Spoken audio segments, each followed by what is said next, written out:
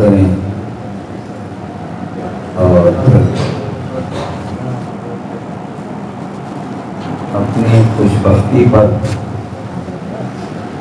جتنا ہی ہم سے اللہ تعالیٰ کا شکر ادا کیا جا سکے شکر ادا کیا جائے۔ تو آپ ایک اس حیثیت سے ہیں کہ انبیاء کرام خواہش رہی اے اللہ ہمیں اپنے محبوب کا امتی بنا دے۔ حضرت عیسیٰ علیہ نبینا علیہ السلام کا انتخاب ہوا، آئیں گے ضرور پر ایک امتی کی حیثیت سے۔ ہماری خوش نصیبی ایک اور بھی ہے، امتی تو ہیں، تو آقا علیہ السلام جتنا اپنی امت سے پیار کرتے ہیں شاید اتنا کوئی مثال نہیں ملتی۔ اور میں یہ سمجھتا ہوں کہ ہمارے آقا علیہ السلام کا ہم سے پیار ہے، اور اس پیار کا یہ عکس ہے کہ ہمارے دلوں میں آقا علیہ السلام کا پیار ہے، اور اللہ کو بھی ہم سے پیار ہے۔ آپ کو یاد ہے حضرت عیسیٰ، حضرت یعقوب علیہ نبینا علیہ السلام اور حضرت یوسف علیہ نبینا علیہ السلام، ایک مدت کے بعد جب ملاقات ہوتی ہے تو بہت سارے وقت کی جدائی اور پھر ملاقات پر خوشی، اس کا یہ انداز تھا کہ معانقہ کیا، روتے روتے بے خود ہو گئے۔ جب حواس بحال ہوئے پھر معانقہ ہوتا ہے، پھر روتے روتے بے خود ہو جاتا ہے۔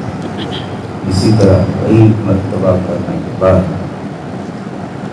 یہ منظر حضرت جبریل علیہ السلام کے سامنے تھا۔ عرض کیا یا اللہ، اتنا بھی کسی کو کسی سے پیار ہوتا ہے جو میں دیکھ رہا ہوں؟ تو حق سبحانہ و تعالی نے فرمایا اے جبریل، میرا ایک محبوب ہے، ان سے ہزاروں گنا بڑھ کر میں اس نبی کی امت سے پیار کرتا ہوں۔ یہ سب باتیں آپ کو یاد ہیں۔ نبی کریم علیہ السلام کا صاحبزادہ آخری صاحب اس دنیا سے انتقال فرما گیا۔ لوگوں کی باتیں اپنی جگہ، گھر کے سارے کا سارا ماحول پریشانی میں ڈوبا ہوا تھا، تاکہ خود نبی کریم علیہ السلام کے آنکھوں سے بھی آنسو ٹپکتے رہے تھے۔ اس موقع پر سیدہ ام المومنین عائشہ صدیقہ رضی اللہ تعالی عنہا حضور سے اللہ تعالیٰ نے تمام انبیاء کو ایک دعا کا حق ادا کیا ہے، وہ ضرور قبول ہوگا۔ آج وقت ہے کہ آپ دعا فرمائیں آپ کا صاحبزادہ زندہ ہو جائے۔ تو نبی کریم علیہ السلام نے فرمایا اے عائشہ، وہ دعا میں نے اپنی گنہگار امت کے لیے قیامت کے دن تک محفوظ کی۔ یہ پیار ہے نہیں تو کیا ہے؟ اسی کا یہ عکس ہے کہ ہم آقا علیہ السلام سے پیار کرتے ہیں۔ صرف یہاں نہیں، جب آپ تشریف لائے اس دنیا کے اندر تو والدہ محترمہ فرماتے ہیں کہ آپ کے لب مبارک جاری تھا، وہاں بھی دعا یہی تھی کہ اللہ میری امت کو بخش۔ آخر میں اپنے تخت گاہ پر جب پہنچے، حضرت سیدنا عباس رضی اللہ تعالیٰ فرماتے ہیں کہ میں آپ کے قریب گیا، اس وقت بھی آپ کے لب مبارک پہ جاری تھا یا اللہ فوق العرش۔ جس وقت دیدار ہوا تو دیدار کی لذت نے پھر یہاں امت یاد دلائی، اے اللہ مجھے تو دیدار ہو گیا، میری امت کو بھی دیدار ہو جائے۔ تو یہ اللہ تعالیٰ نے تحفے کے طور پر ہمیں نماز عطا فرمائی اور فرمایا الصلاۃ معراج المومنین۔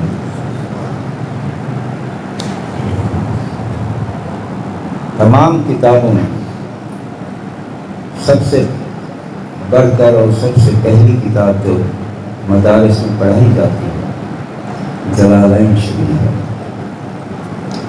ہر مکتبہ فکر کے لوگ پڑھتے ہیں، چاہے وہ اہل تشیع کیوں نہ ہو، دیوبند کیوں نہ ہو، اہل حدیث کیوں نہ ہو، سب کے سب لوگ پڑھتے ہیں۔ جہاں نور آتا ہے آگے لکھتے ہیں کہ یعنی محمد صلی اللہ علیہ وسلم۔ نور جو ہے ایک حصی ہوتا ہے، ایک معنوی ہوتا ہے۔ جہاں تک حصی کا تعلق ہے تو حضرت جبریل علیہ السلام سے نبی کریم رؤوف رحیم علیہ السلام نے فرمایا اے جبریل تیری عمر کتنی ہے؟ عرض کیا حضور نوری حجاب چوتھے پر ایک نوری ستارہ چمکتا تھا، جب وہ چمکتا تھا تو 70,000 سال تک چمکتا رہتا تھا، پھر وہ گم ہو جایا کرتا، جب گم ہوتا تو پھر 70,000 برس تک وہ گم رہتا، پھر جب چمکنا شروع کرتا تو 70,000 سال تک چمکتا رہتا۔ اسی ستارے کو 70,000 یا 72,000 مرتبہ میں نے دیکھا۔ تو حضور علیہ السلام نے فرمایا اے جبریل جسے آپ نے اتنی مرتبہ دیکھا اسے پہچان لو گے؟ عرض کیا حضور کیوں نہیں پہچان؟ آپ اپنی دستار مبارک سرکائی، جب نور روشن ہوا عرض کیا حضور یہی تو نور تھا۔ حضور علیہ السلام کے دندان مبارک کے سامنے والے ان کے درمیان وقفہ تھا، جب بھی حضور علیہ السلام کلام فرماتے صحابہ کرام فرماتے ہیں کہ نور کی لہر میں آیا ہوتا۔ باقی نور معنوی جتنے معجزات ہیں وہ نوری معنوی کے تاج ہیں، یا پچھلی خبریں دے دینا، اگلی خبریں دے دینا، قیامت تک کا سارا حال دے دینا، یہ نور معنوی سے تعلق رکھتا ہے۔ تو عزیز دوستو، ہم ایسے موڑ پہ ہیں اس وقت، خوشی تو ضرور کرتے ہیں اور کرنی چاہیے، لیکن کچھ ماحول کے اندر ایسی فضا پیدا ہو گئی ہے کہ خود تو خوش ہوتے ہیں، آقا علیہ السلام اور اللہ جل شانہ کو خوش نہیں کرتے۔ یہ بہت بڑا ہمارے درمیان ایک حادثہ سا ہے۔ میں آپ کی خدمت میں یہ عرض کروں گا کہ ایک تو یہ ہے کہ آپ تعزیز 24 گھنٹے حضور علیہ السلام کا میلاد منایا تو میلاد کیسے؟ آپ یہیں بیٹھے بٹھائے اپنی زبان کو وقف کر دو درود و سلام کے لیے، گویا کہ آپ 24 گھنٹے آقا علیہ السلام کا میلاد منا رہے۔ میلاد عید میلاد النبی کا مطلب یہ ہے آپ کی آمد پر خوشی کا اظہار کرنا۔ تو یہ حق سبحانہ و تعالیٰ کا فرمان بھی یہی ہے کہ میں پڑھتا ہوں، میرے فرشتے پڑھتے ہیں، اے مومنو میرے محبوب پہ درود بھی پڑھو اور سلام بھی پڑھو، سلام بھی محبت والا ہے۔ جہاں تک ہمارے اس محفل کو قائم کرنے کا تعلق ہے، یہ آپ کے ذہن میں ہو کہ یہ عین سنت ہی ہے۔ آقا علیہ السلام جب تشریف لائے، آپ کے دادا حضور نے جب نبی کریم علیہ السلام کے والد محترم کا 6 ماہ قبل انتقال ہو گیا تھا، اب سرپرستی جو تھی حضرت عبد المطلب رضی اللہ تعالیٰ، آپ نے مثال نہ پہلے ملتی ہے نہ بعد میں کوئی ایسی مثال قائم کرے گا جو آپ نے اس دن خیرات کی تھی۔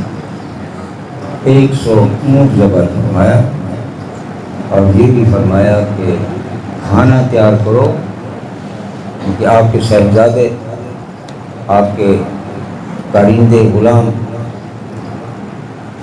انہیں حکم کیا کہ دن چھپنے سے پہلے خیرات تقسیم کرو اور ہر گھر میں پہنچاؤ۔ جہاں مکہ المکرمہ ایک بہت بڑی زیارت گاہ تھی، وہیں وہ ایک تجارت گاہ بھی تھی، ایک تجارت کی بہت بڑی منڈی بھی تھی۔ ہر علاقے کے لوگ وہاں آیا کرتے، 200 300 تاجروں کے ساتھ، ایک تاجر کے ساتھ کارندے ہوتے۔ کبھی سرائے میں جگہ نہ ملتی تو اپنے خیمے لگا لیا کرتے تھے۔ آپ نے فرمایا ایسا کرو، تمام خیموں تک بھی کھانا پہنچاؤ، بازار میں پہنچاؤ، سرائے جتنی ہیں سب پہ پہنچاؤ، اور دن چھپنے سے پہلے مجھے اطلاع بھی کرو۔ اطلاع ہو گئی، حضور حکم پورا ہو گیا۔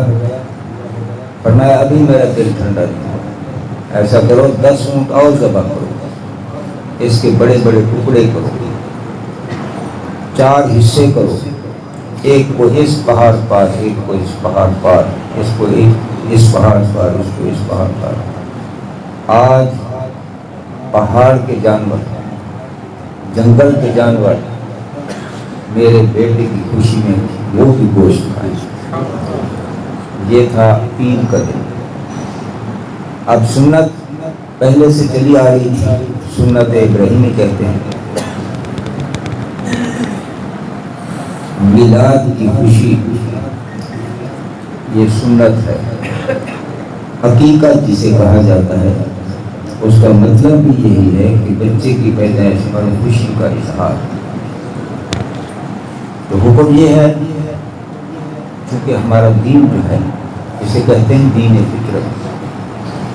دین فطرت کا تقاضا یہ ہے کہ ہماری طبائع کے مطابق، ہماری طبعیت کا جو تقاضا ہے، اگر کوئی دین پورا کر سکتا ہے تو وہ اسلام ہی ہے۔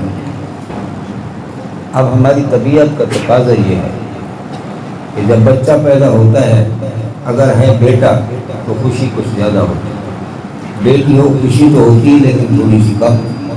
اب حکم یہ ہے کہ اپنے احباب کو بلاؤ، 2 بکرے ذبح کرو، بیٹے کے لیے، بیٹی کے لیے 1 کرو۔ اسی طرح نبی کریم علیہ السلام کا اتوار والے دن عقیقہ کیا گیا۔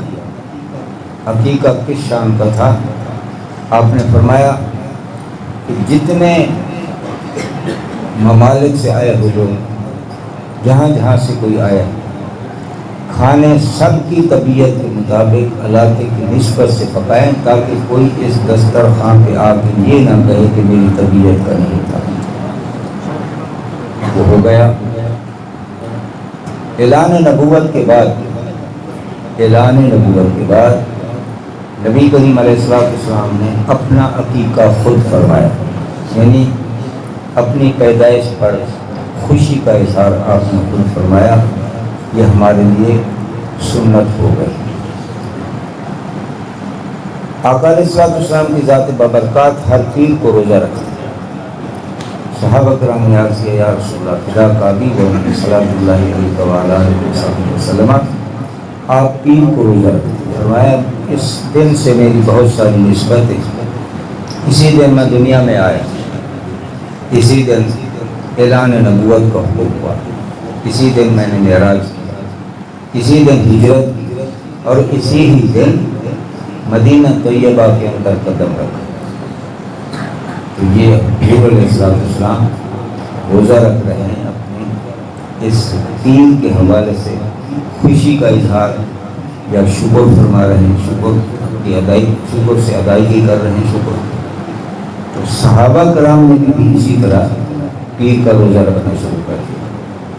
اب اس کا مطلب یہ ہوا ہم سے اگر کوئی پوچھے کہ یہ کسی صحابی نے کیا، حضور علیہ السلام نے کیا، حضور علیہ السلام نے عید میلاد النبی پیر والے کیا، اور صحابہ کرام جب حضور علیہ السلام سے یہ سنا تو وہ بھی روزہ رکھتے۔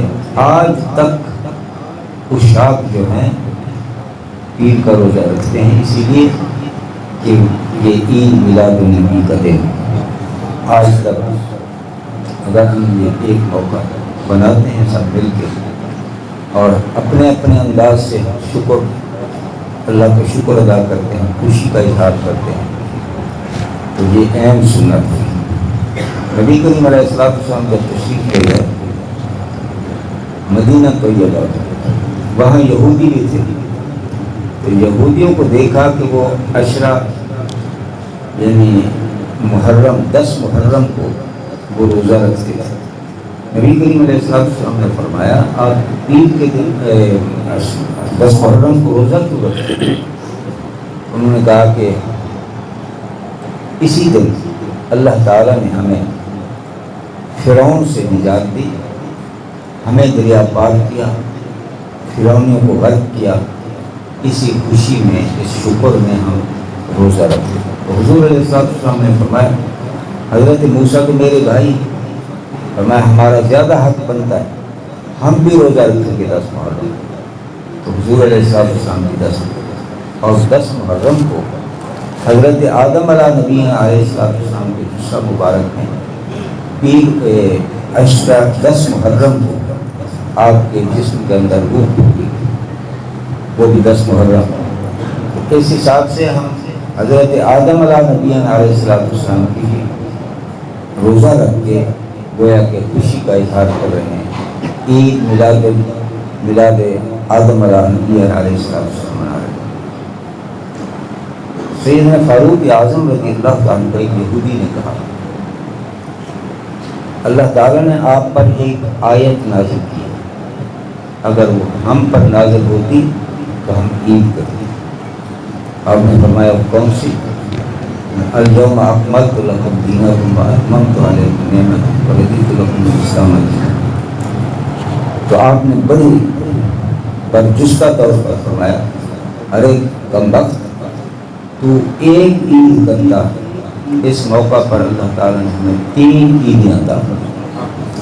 3 عید، ایک تو وہ عرفہ کا دن تھا، عرفہ کا دن تھا، وہ بھی مسلمانوں کی عید حج کا دن تھا۔ دوسرا جمعہ المبارک کا دن تھا، یہ ہفتہ وار مسلمانوں کا عید کا دن ہے، اور 10 کو ہماری عید قربانی ہوا کرتی ہے۔ تو اللہ تعالیٰ نے ہمیں 3 عیدیں عطا فرمائیں۔ عزیز و دوستو، تو ہم اس بات پر کبھی گھبرائیں ہی نہیں کہ ہم اس عمل کو یہ لوگوں کے کہنے پر چھوڑ دیں کہ یہ بدعت ہے، سے کبھی نہیں، یہ عین سنت ہو گئی۔ ساتھ ہی ساتھ یہ بھی آپ کے ذہن میں ہو، عید میلاد النبی صرف اس طریقے سے منانا ہی نہیں، یہ بھی ہے کہ ہم آقا علیہ السلام کے فرمان پر جب عمل کریں گے، جو آپ کا حکم ہوگا اس پہ عمل کریں گے، تو یہ بھی دراصل عید میلاد النبی ہے۔ آقا علیہ السلام ہمیں بلا رہے ہیں، یہ کام کرو یہ کام کرو، اس سے تو روح گردانی کر رہے ہیں، دوسرے اپنے انداز سے خوشی کا اظہار کر رہے ہیں۔ تو اس بات سے پتہ چلتا ہے کہ محبت کا جو قانون ہے یہاں ٹوٹ رہا ہے۔ محبت کا قانون یہ ہے، جس کو کسی سے محبت ہوا کرتی ہے تو یہ دیکھا جاتا ہے کہ واقعی محب ہے کہ نہیں، تو کس طرح پرکھا جاتا ہے کہ اپنے محبوب کا کہنا کتنا مانتا ہے۔ اس لیے آج ہم یہ تحقیق بھی کرتے ہیں کہ آقا علیہ السلام کے ہر فرمان پر عمل کریں، ہر فرمان پر۔ مسلمان بھی ہم جب ہی کہلائیں گے، مسلمان کا مطلب ہے لبیک، مسلمان کا مطلب کیا ہے؟ لبیک، گردن نہاد، سر تسلیم خم ہے جو مزاج جار میں آئے۔ تو عزیز دوستو، تو اب حق ادا اس وقت ہوگا، ہر فرمان پر ہم لبیک کہیں گے، اس پر عمل کریں گے تو بات بن جائے گی۔ اور اس کا مقصد در پردہ یہ بھی ہے، آقا علیہ السلام نے فرمایا ادبوا اولادکم علی ثلاث خصال، اپنے بچوں کو 3 باتیں سکھا دیں۔ حب نبی کو، اپنے نبی علیہ السلام کی محبت سکھاؤ، وحب اہل بیت، اہل بیت کی محبت سکھاؤ، وقراءۃ القرآن، قرآن کا پڑھنا پڑھانا۔ خیرکم من تعلم القرآن وعلمہ، نبی کریم علیہ السلام فرماتے ہیں حب قاری للقرآن والقرآن یرا، فرمایا بہت سے قرآن کے قاری ہیں، قرآن پڑھ رہے ہوتے ہیں اور وہی قرآن ان کے لانتے بھیج رہا ہوتا ہے۔ وہ کیوں پڑھ رہا ہے؟ اقیموا الصلاۃ وآتوا الزکاۃ، نماز قائم کرو، زکات دو۔ نہ نماز پڑھتا ہے نہ زکات دیتا ہے، لیکن قرآن پڑھ رہا ہے۔ تو اس کا مطلب یہ ہوا کہ قرآن کا پڑھنا پڑھانا کافی نہیں، اس پہ عمل کرنا بھی لازمی ہے۔ تو حضور علیہ السلام کی محبت کی شرطیں کیا ہیں؟ نبی کریم علیہ السلام نے فرمایا کہ لا یؤمن احدکم حتی اکون احب الیہ من نفسہ ومالہ وولدہ، فرمایا آپ مومن ہوں گے کب؟ فرمایا جب مجھ سے پیار کرو گے۔ کتنا کرو گے؟ اپنی جان سے بڑھ کر، مال سے، ماں باپ، بیٹا بیٹی، سارے جہان سے بڑھ کر جب تک آپ مجھ سے پیار کرو گے اتنے تک آپ مومن ہو سکتے۔ دوسری شرط یہ فرمائی لا یؤمن احدکم حتی یکون ہواہ تبعا لما جئت بہ، فرمایا اتنے تک بھی آپ مومن نہیں ہو سکتے جب تک آپ اپنی خواہشات کو، ارادات کو، مرضیوں کو اس قانون کے تابع نہیں کرو گے جو قانون میں اللہ کی طرف سے آپ کی طرف لے کے آئے۔ اب جس خوش نصیب نے محبت کا حق ادا کیا، پھر اللہ تعالیٰ کے انعامات کو ذرا سنیے، اللہ تعالیٰ کے انعامات سنیے۔ اللہ تعالیٰ فرمائے میرے محبوب قیامت تک اپنی امت کو میرا پتہ بتا دو کہ میں ہوں کہاں۔ فرمایا لا یسنی فی السماء ولا فی الارض ولکن یسنی فی قلب عبد مومن، گفت پیغمبر کے حق فرموداز من نمی گنجن گرین بالا و پس در زمین و آسمان و عرشیز، من نمی گنجن رکیدہ ہے عزیز، در دل مومن با گنجن اے عجب، گر مرا جوئی طرح کے اگر تجھے میری طرف ہے میں کہیں نہیں ملوں گا، اگر ملوں گا تو مومن بھی دے۔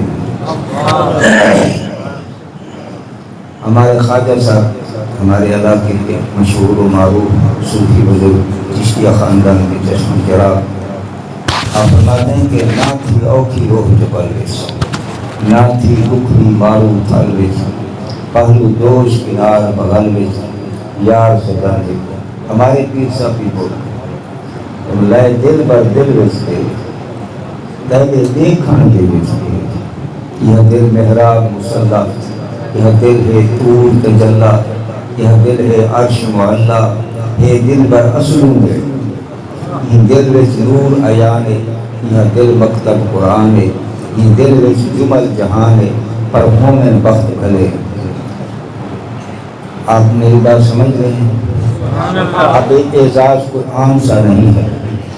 نبی کریم علیہ السلام نے کعبۃ اللہ شریف کا غلاف پکڑا، فرمایا کعبہ تجھے اللہ نے عظمت عطا کی، اللہ تعالیٰ نے آپ کو شرف بخشا، لیکن تجھے معلوم ہو تجھ پر مومن کو اللہ تعالیٰ نے 70 درجہ فوقیت عطا کی۔ کعبہ یک بار گفتی بیت یار گفت یا عبدی مرا افتاد بار، کعبے کو اللہ نے ایک مرتبہ فرمایا میرا گھر، مومن کے دل کو اللہ تعالیٰ نے 70 مرتبہ فرمایا، قلب المومن بیت اللہ، قلب المومن عرش اللہ، قلب المومن بیت الرحمن۔ اب یہ حصہ تو ہو گیا مکمل۔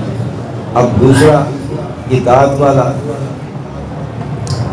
تو حضور نبی کریم علیہ السلام فرماتے ہیں کہ میرے سارے کے سارے امتی بہشت میں جائیں گے۔ آگے فرمائے الا من ابا، ایک ہلچل سی مچ گئی، عرض کیا یا رسول اللہ من ابا، فرمایا من اطاعنی فقد دخل الجنہ، جس نے میری اطاعت کی وہ جنت میں داخل ہو گیا، ومن عصانی فقد ابا، اور جس نے میری نافرمانی کی گویا کہ اس نے میری نبوت کا انکار کرا، میری نبوت کا بھی انکار، ابا کا مطلب انکار کرنا، اور آپ نے حق ادا کیا، آپ نے اطاعت کا حق ادا کیا، تو پھر اللہ تعالیٰ آپ کو اعزاز کیا دے گا؟ قُلْ إِن كُنتُمْ تُحِبُّونَ اللَّهَ فَاتَّبِعُونِي يُحْبِبْكُمُ، میرے محبوب ان سے فرمائیں میرے پیچھے پیچھے آ جاؤ، پھر کیا ہوگا؟ اللہ تعالیٰ آپ کو اتنا پیار کریں گے، اتنا پیار کریں گے کہ اپنا محبوب بنا لیں۔ آپ کے ذہن میں یہ باتیں ہیں اور پہلے سے بھی تھی۔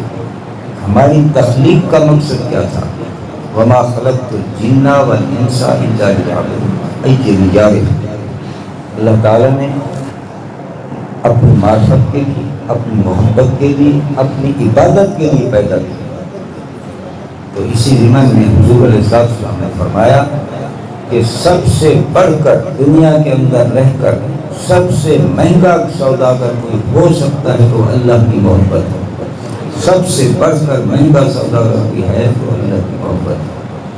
ایک شخص نے عرض کیا یا رسول اللہ فدا کا ابی و امی صلاۃ، مجھے اللہ سے بڑا پیار ہے۔ نبی کریم علیہ السلام نے فرمایا آپ سچ کہہ رہے ہیں؟ میں سچ کہہ رہا ہوں۔ تو فرمایا تو ہے سچا تو پھر ابھی بلاؤں کا انتظار کر، مصیبتوں کا انتظار کر، تکلیفوں کا انتظار کر، بیماریوں کا علاج کر، ابھی آپ پر ٹوٹ پڑیں گے۔ کرے تو اللہ سے پیار اور سکھ کی رات صحیح کبھی نہیں ہو سکتا، لیکن اللہ تعالیٰ نے آسان فرما دی، بس اتنا کرو میرے محبوب کی اطاعت کرو، میں رب آپ کو سے پیار کروں گا، آپ سے محبت کروں گا۔ اب قانون محبت کیا ہے؟ قانون محبت یہ ہے جہاں محب کی محبت کی انتہا ہوا کرتی ہے وہیں سے محبوب کی محبت کی ابتدا ہوا کرتی ہے۔ یہی وجہ تھی جتنے انبیاء کرام سب محب، ان کو معراج ہوا تو زمین پر ہوا، جب محبوب کی باری آئی تو فوق العرش معراج ہو گیا۔ دوستو بس ایک بھائی بندی کے حوالے سے کل مومن اخوہ، سارے مومن ایک دوسرے کے بھائی۔ ہو سکتا ہے کہ کل قیامت والے دن آپ ہی مجھ سے پوچھو آپ نے جو کہا اچھی لگی بات، ہم نے اس پہ عمل کیا، یہ بھی کہہ دیتے۔ نبی کریم علیہ السلام نے 1400 سال پہلے فرمایا ایک وقت آئے گا میری امت پر میری سنتیں بہت ہو جائیں گی، اس وقت میری ایک سنت کو زندہ کرنے والے کو اللہ تعالیٰ 100 شہیدوں کا من تمسک بسنت عند فساد۔ عزیز دوستو دنیا کی زندگی تو گزر ہی جائے گی، دوش پہ کمری ہو یا سال گزر جائے گی، زندگی پل ہو یا 100 سال گزر جائے گی، تم امیروں کی جو خوشحال گزر جائے گی، ہم فقیروں کی بھی ہر حال گزر جائے گی، زندگی تو گزر جائے گی لیکن یہ گزر تو جائے گی۔ ہمارے سلسلہ نقشبندیہ حضرت محمد باقی باللہ رحمۃ اللہ تعالیٰ، کچھ لوگ آ کے کہتے حضور ہمارے ہاں ہمارا رشتہ دار ہمارا ہمسایہ فوت ہو گیا، ساتھ ہی ساتھ ہماری عادت ہے یہ بھی کہتے تھے حضور تھا ابھی تھوڑی عمر کا، نوجوان تھا جب جوانی میں چلا گیا، آپ جھڑک کے فرماتے مجھے یہ باتیں نہ کیا کرو، مجھے یہ بتاؤ اس کا خاتمہ کیسا ہوا۔ اس کا خاتمہ کیسا ہوا ہے۔ اگر وہ کہہ دیتے حضور خاتمہ تو بہت اچھا ہوا، تو پھر کیا فرماتے؟ فرماتے بہت اچھی قید سے چھٹکارا پا گیا، قید سے چھٹکارا پا گیا۔ یہ بات سمجھ آ گئی ہو گیا۔ نبی کریم علیہ السلام نے فرمایا دنیا اور سجن المومن، دنیا جو ہے مومن کے لیے قید خانہ ہے، اور جنت للکافر، کافر کے لیے جنت ہے۔ تو یہ تھوڑا سا وقت اللہ اور اس کے محبوب کو راضی کر کے جائیں، پھر ہمیں آگے اس کا فائدہ کتنا ہوگا۔ تو حضور علیہ السلام نے فرمایا دنیا کی زندگی اس کے مقابلے میں آخرت کی زندگی کا تناسب کیا ہے۔ فرمایا ایک بے کنار سمندر ہو، اس کے اندر انگلی ڈبو کے باہر نکالو، کتنا پانی لگے گا؟ ایک قطرہ یا 2 قطرے۔ ہمیں یہ ہے دنیا کی زندگی کی عمر، بے کنار سمندر آخرت کی زندگی۔ اگر ہم اسی حال میں رہے تو پھر اتنا بڑا نقصان جس کا کوئی ازالہ بھی ممکن نہیں۔ اللہ تعالیٰ نے مسلمان کو اضافی عقل عطا فرمائی ہے۔ کافر کے پاس ایک عقل، مسلمان کو اللہ تعالیٰ نے 2 عقل عطا کی۔ دوسری عقل کا اس میں ہندو بھی شامل ہے، مشرک بھی شامل ہے، مسلمان بھی شامل ہے۔ اس عقل کو کہتے ہیں عقل معاش، دنیا میں رہنے کی عقل۔ اب اس کی طاقت کو ذرا دیکھیے، آپ یہیں بیٹھے ہوئے ہیں، دنیا کے کسی کونے میں آپ کا کوئی ملنے والا ہے، آپ اس سے بات کرنا چاہتے ہیں، یہیں بیٹھے بٹھائے آپ اس سے بات کر سکتے ہیں۔ یہ عقل معاش کی طاقت۔ عقل معاش جو ہے اللہ تعالیٰ نے مسلمان کو جو اضافی طور پر عطا کیا، اس کا تعلق ہے مرنے کے بعد آخرت کے معاملات، وہ عقل اس کے لیے، جیسا کہ حق سبحانہ وتعالیٰ فرماتے ہیں وَلْتَنْظُرْ نَفْسٌ مَا قَدَّمَتْ لِغَدٍ، کل کے لیے تم نے کیا سوچا، یعنی جو آنے والی کل ہے، جو تیرے آخرت کا معاملہ اس کے لیے کیا تھا۔ یہ عقل اگر بیدار ہو جائے، نبی کریم علیہ السلام نے فرمایا ایک وقت گناہ کرتے کرتے ابھی اس کا قدم جہنم میں ہوتا ہے، لیکن اس سے ایسا کام ہوتا ہے کہ بجائے جہنم کے وہ بہشت میں چلا جاتا ہے۔ وہ کون سا؟ اسے مرنے سے پہلے نبی کریم علیہ السلام فرماتے ہیں 3 مواقع ایسے ہیں جب توبہ کا دروازہ بند ہو جائے گا۔ ایک دابۃ الارض، زمین سے ایک جانور نکلے، توبہ کا دروازہ بند۔ ایک مغرب کی طرف سے سورج طلوع ہوگا، توبہ کا دروازہ بند۔ فردن جس پر موت طاری ہوتی ہے، غرغرہ لگتا ہے، سکرات لگتی ہے، اس وقت بھی توبہ کا دروازہ بند ہو جاتا ہے، اس وقت بھی توبہ کا دروازہ۔ تو وہ سو گئی، عقل معاش سو گئی، لیکن جاگے کی ضرورت ہے۔ اس وقت اس کا جاگنا کسی کام کا نہیں ہوگا۔ وقت جب بیدار تھا، کم وقت آنکھیں سو گئی، سو گیا جب وقت تو بیدار آنکھیں ہو گئی۔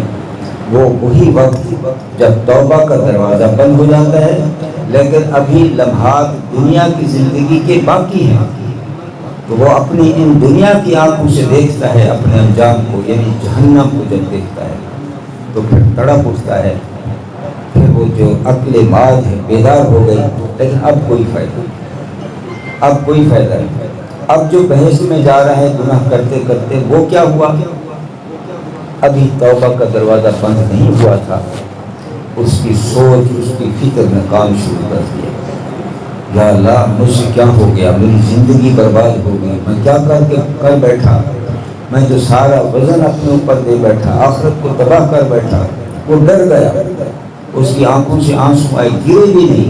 اللہ کی رحمت قریب آ جاتی ہے۔ وَلِمَنْ خَافَ مَقَامَ رَبِّهِ، ایک نہیں تجھے 2 جنتیں عطا کر۔ یہ بات سمجھ میں آ رہی ہے؟ تو جب یہ بندہ جس وقت اس دنیا سے جا رہا ہوتا ہے تو وہ کیا دیکھتا ہے؟ وہ بہشت کو دیکھتا ہے۔ یہ تو آپ کے ذہن میں ہے۔ حضور علیہ السلام فرماتے ہیں دنیا کی زندگی آپ کے لیے سفر ہے، آپ مسافر ہیں۔ فرمایا کن فی الدنیا کانک غریب، اس طرح دنیا میں رہو جیسے ایک مسافر رہتا ہے۔ او عابر السبیل یا ایک راہ رو وَأُدْ نَفْسَكَ مِنْ أَصْحَابِ الْقُبُورِ، جس وقت یہ دیکھتا ہے بہشت کو پھر کہتا کیا کہتا ہے ابھی میری قید باقی، ابھی میری قید باقی، چھوڑو میرا گھر آیا، مجھے اپنے گھر جانے دو، میری وراثت میرے سامنے آ رہی ہے مجھے اپنی۔ کیونکہ مومن کی وراثت بہشت ہے، مومن کا گھر بہشت ہے، دنیا کی اس کے لیے سفر ہے۔ تو میرے دوستو میں عرض کروں گا یہ آپ اپنے چہروں کو نبی کریم علیہ السلام کی سنت سے سجا دو۔ آپ کو یقین ہونا چاہیے، پورے یقین سے آپ بیٹھا کرو۔ جب کسی محفل میں جہاں حضور کا میلاد ہو رہا ہو، آپ پورے یقین سے بیٹھا کرو کہ حضور علیہ السلام کی نظروں میں ہیں ہم۔ یہ شک والی بات نہیں ہے۔ نبی کریم علیہ السلام فرماتے ہیں کہ اللہ تعالیٰ نے میرے شانوں کے ہاتھ رکھا، اور پھر کیا ہوا، مجھے سب کچھ اللہ تعالیٰ نے دکھا دیا، مجھے امت بھی دکھائی، صرف امت نہیں دکھائی، ان کے گناہ نیک بد اعمال بھی اللہ تعالیٰ نے مجھے دکھائی۔ ابھی تو آئے نہیں لوگ قیامت تک، اللہ کے محبوب ان کو بھی جانتے ہیں۔ پھر آگے دیکھیے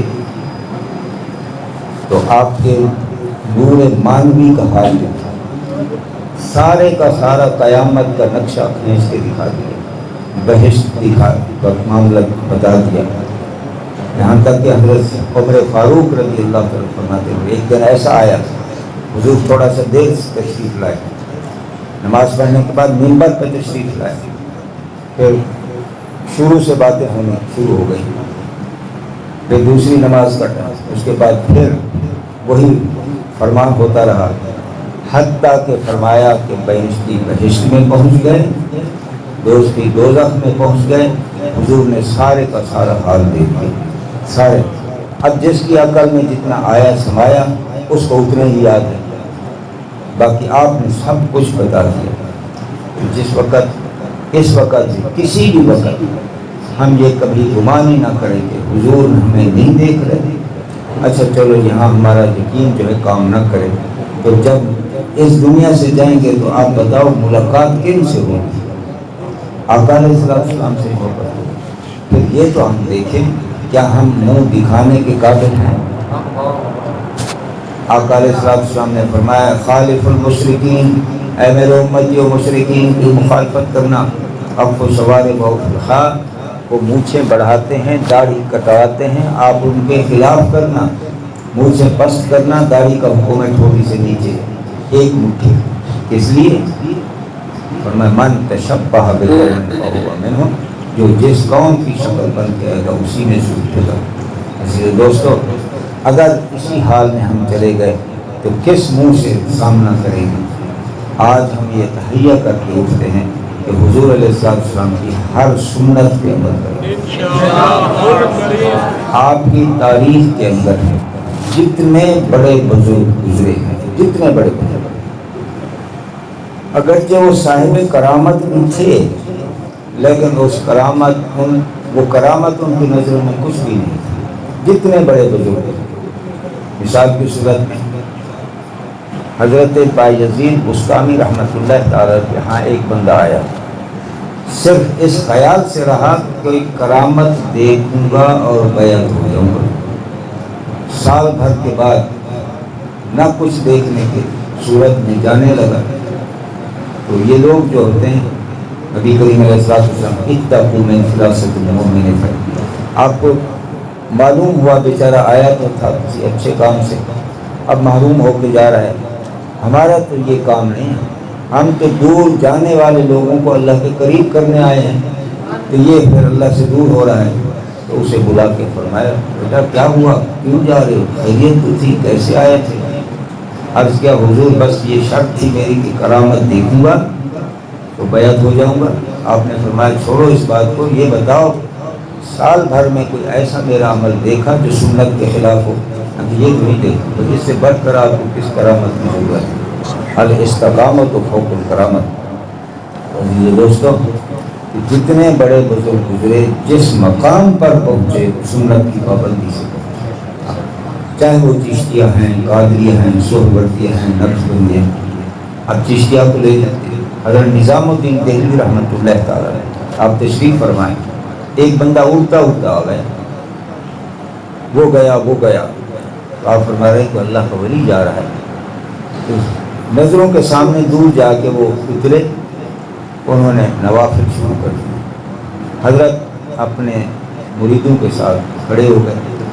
اب ان کی ملاقات کے لیے جا رہے ہیں, لیکن آپ کے پہنچنے سے پہلے انہوں نے پھر پرواز شروع کر دی. پھر بھی آپ نے سفر جاری رکھا.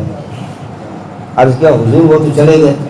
فرمایا ان کے نقش پا کی زیارت کر لیں گے. ان کے نقش پا کی زیارت. جب وہاں پہنچے تو ان کے پاؤں جو تھے وہ سنت کے خلاف پڑے ہوئے تھے. ان کے پاؤں جو تھے وہ سنت کے خلاف پڑے ہوئے تھے.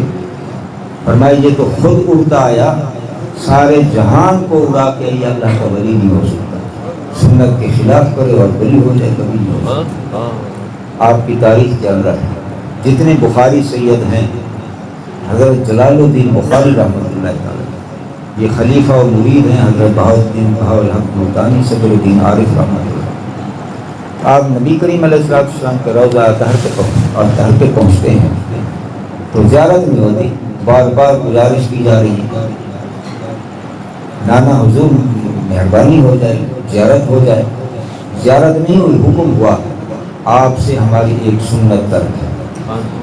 آپ سے ہماری ایک سنت ترک. تو بس اچانک سے بیدار ہو گئے, پریشان ہو گئے. وہ کون سی سنت پوچھ بھی نہ سکا. پھر اپنے علم تک اس سنت کے ترک کے معاملے کو ڈھونڈنے لگے.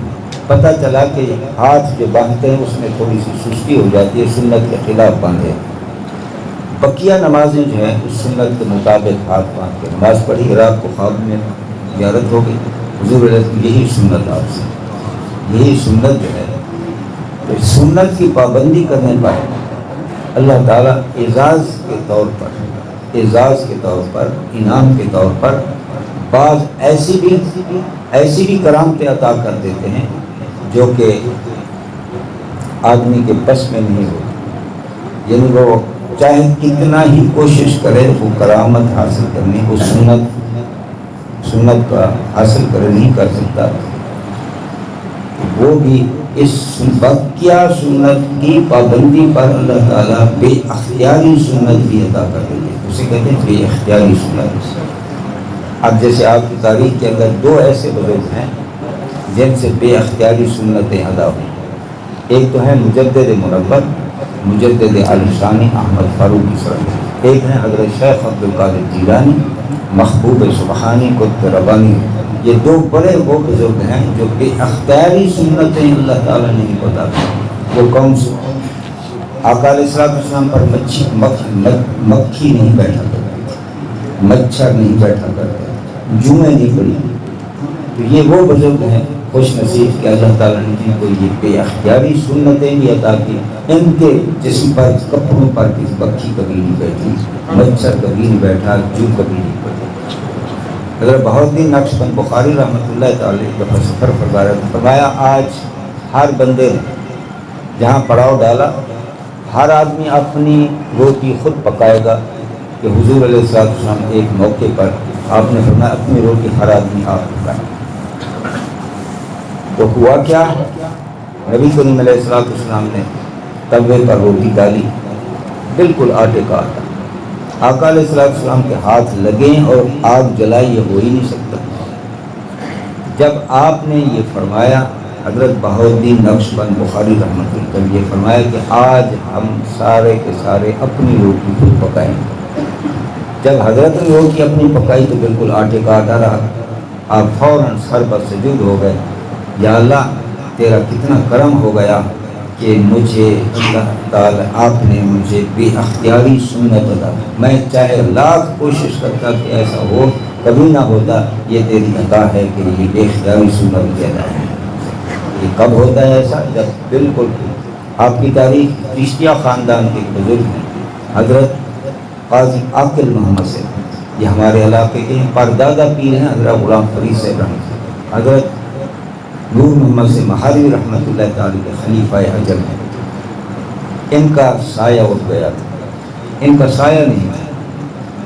پھر انہوں نے ایک سرائے بنوایا مسجد سے گھر تک کسی کو یہ راز پتا، اللہ نے مجھے یہ بے اختیاری سنت تو عطا کر دی، لیکن یہ کسی کو خبر تک نہ لگا، ساری زندگی پھر اسی کے اندر رہے، آنا جانا وہی، کبھی لائٹ کے قریب بھی نہیں گئے تاکہ یہ میرا راز جو ہے کسی کو پتہ نہ چلے۔ تو خیر بہرحال میں کہیں اور چلا گیا۔ میں آپ سے گزارش کروں گا، آپ اپنے معمولات میں ایک تو ہے کہ دل میں ہر وقت یہ خیال رکھا کرو کہ دل بول رہا ہے اللہ، زبان پر درود و سلام ہو، اور نماز کی پابندی جو ہے ہر حال میں ہو، ہر حال میں ہو، کیونکہ ہم مسلمان کہلانے کے حقدار اسی صورت میں ہوں گے کہ جب ہم نماز پڑھیں گے، کیونکہ نبی کریم علیہ السلام نے فرمایا نماز جو ہے یہ کفر اور اسلام کے درمیان فرق ڈالتی ہے، اس لیے ہم خود بھی نماز پڑھیں اور اپنے بچوں کو بھی نماز پڑھیں۔ باقی یہ ہے کہ مغرب کی نماز کے بعد ایک تسبیح پہلا کلمہ پڑھ لیا کرو، یہ آپ کے معمولات ہو گئے۔ عشاء کی نماز کے بعد ایک تسبیح استغفار کی پڑھیں۔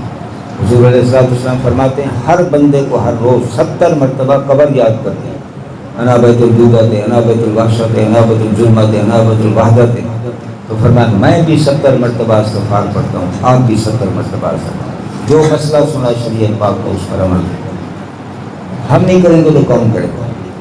کافر سے کہہ سکتے ہیں، مشرک سے کہہ سکتے ہیں کہ ہمارے آقا علیہ السلام کی سنتوں پہ آپ عمل کرو، بھئی جب کلمہ تو ہم نے پڑھا، اسلام کی سلطنت میں داخل تو ہم ہوئے، یہ ہمارا حق بنتا ہے کہ تمام قوانین پہ ہمیں عمل کرنا پڑے گا۔ تو عزیز دوستو، اب یہ چھوٹی سی مسواک کی سنت ہو گئی، چھوٹا سا مسواک کی لکڑی جو ہے، اسے آپ جب استعمال کریں گے نماز پڑھیں گے تو 70 نماز کا ثواب، نماز 70 نماز کی طرف نہ جائیں، یہ تو ہے کہ اللہ تعالیٰ فرمائے میرے محبوب کی اطاعت کرو تو میں آپ کا محبوب بنا لوں گا، ٹوپی اور پگڑی کے ساتھ اگر نماز پڑھیں گے تو پھر 70 نماز کا ثواب، ہر سنت کے بدلے، جیسے کہ آقا علیہ السلام فرماتے ہیں ہر سنت کے بدلے آپ کو 100 شہیدوں کا ثواب ملے گا۔ ان باتوں کی طرف ہماری نظر کیوں نہیں پڑتی؟ اس لیے کہ شیطان نے ہمارے دل پر قدم جمائے ہوئے ہیں، وہ سوچ جو ہے ہماری اسے قریب ہی نہیں آنے دیتا جو آخرت کی سوچ ہے۔ تو حضور علیہ السلام نے یہ بھی فرمایا اس شیطان کو بھگانے کے لیے اللہ کا ذکر کیا کرو، اب اٹھتے بیٹھتے یہی خیال رکھا کرو کہ دل اللہ اللہ کرے، پھر یہ کبھی شیطان آپ کے قریب نہیں آئے گا، آپ سے جو کام ہوگا وہ اللہ اور اس کے محبوب کی اطاعت کا ہوگا۔ اللہ تعالیٰ آپ کو بھی اس حقیقت کو بھی عمل کرنے کی توفیق عطا فرمائے۔